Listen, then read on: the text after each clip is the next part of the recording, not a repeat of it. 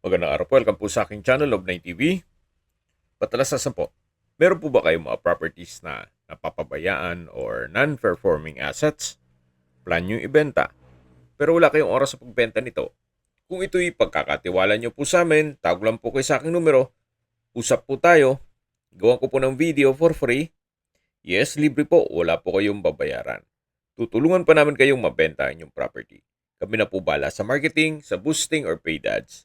Even sa tripping, hindi na po kayo mapapagod sa pag-entertain ng mga buyers. Kami na po bala sa lahat. Tawag lang po kayo.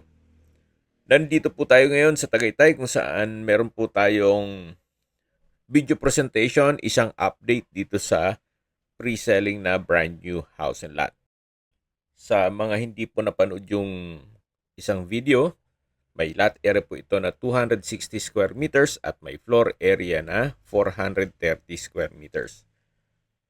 Dito po sa garahe ay kakasya ang dalawang SUV.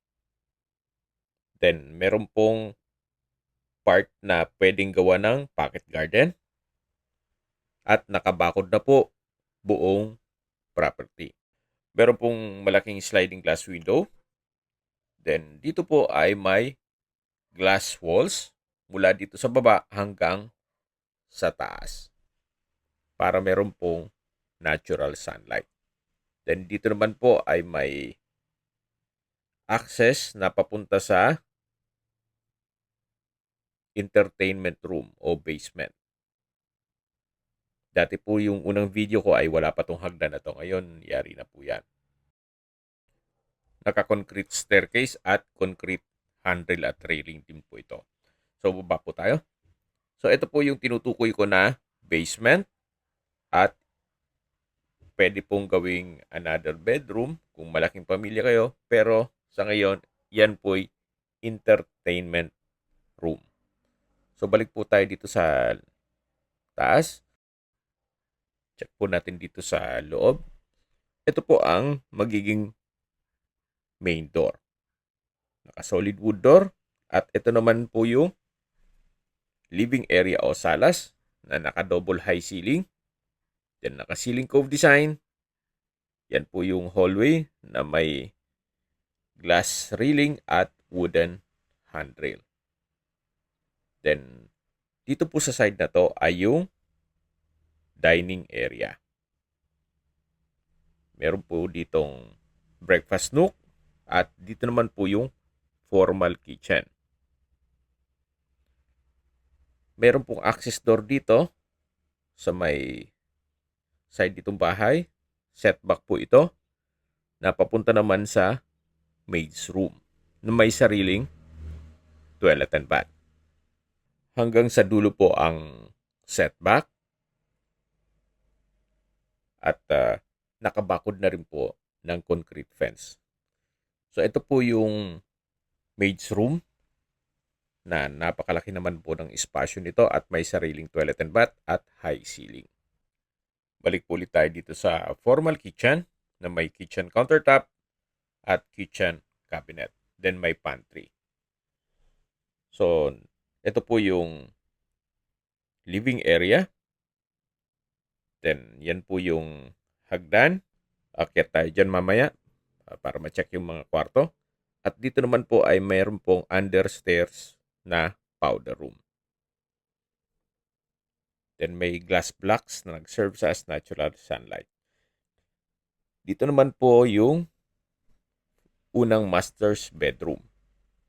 Napakalaki ng espasyo at meron po itong balkonahe.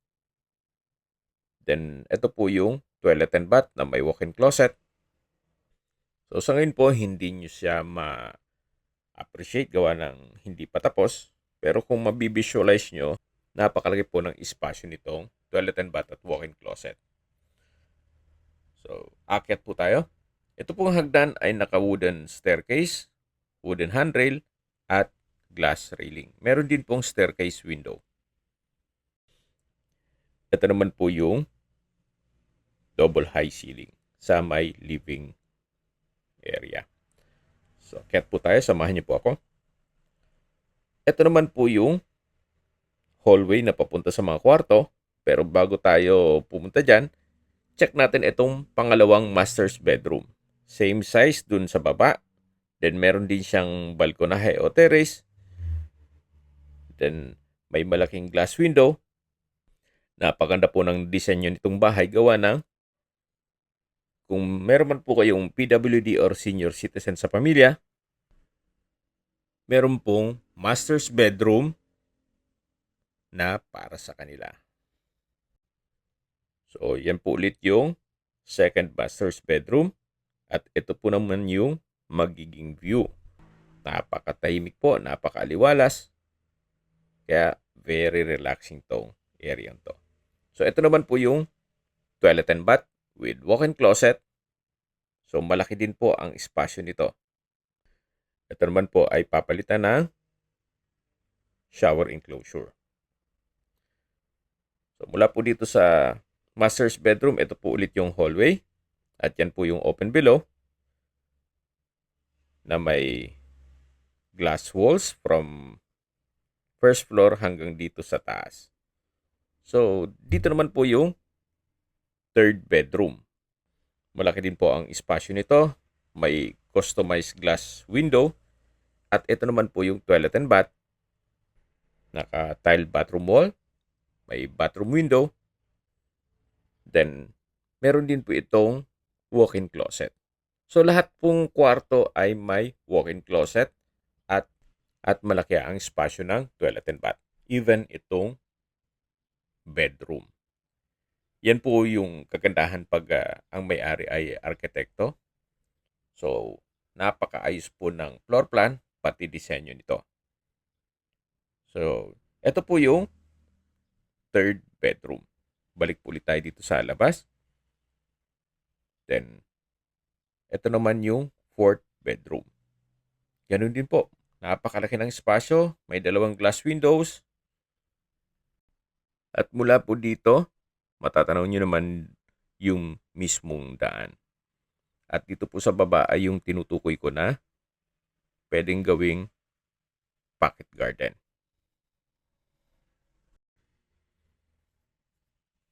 Yan po yung balkonahe. Mamaya ikutan natin yan. Meron din po itong sariling toilet and bath na halos same setup lang ng mga nakita natin na may walk-in closet. At dito naman po yung family room. Ito pong family room kung sakaling malaking pamilya kayo, pwede naman po itong i-convert for another bedroom. Gawa ng napakalaki po ng espasyo nito. Then, ito naman po yung sliding glass window na access dito sa balkonahe. Yan po yung pasad.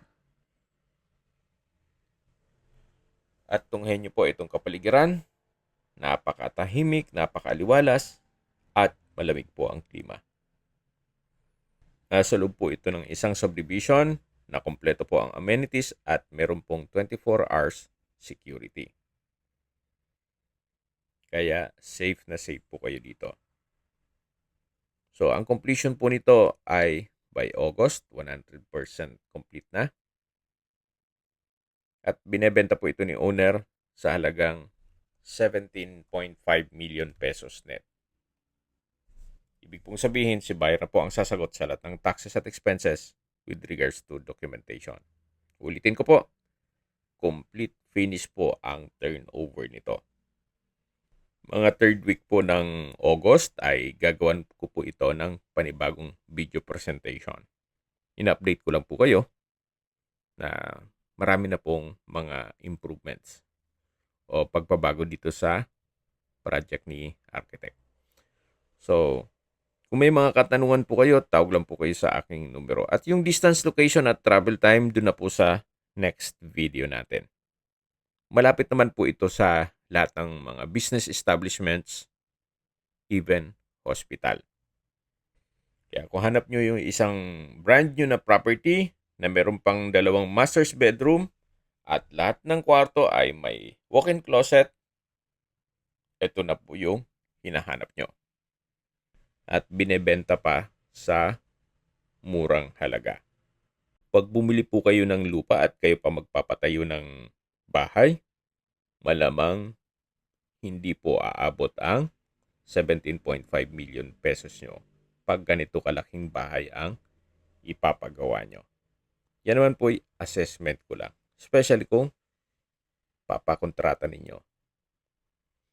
Okay? Pag may mga katanungan po kayo, tawag lang po kayo sa aking numero. Salamat po.